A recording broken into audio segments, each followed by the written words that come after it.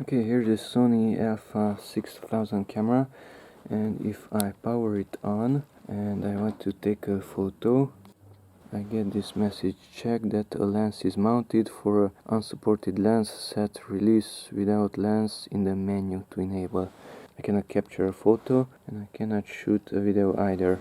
I press the video button and check the lens. It's not recording.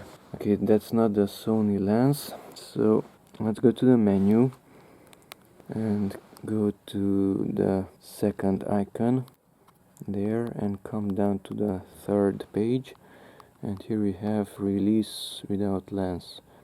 Enter that one and enable it. Okay, and if you get out from there, now we can capture a photo and we can capture a video also. It is recording.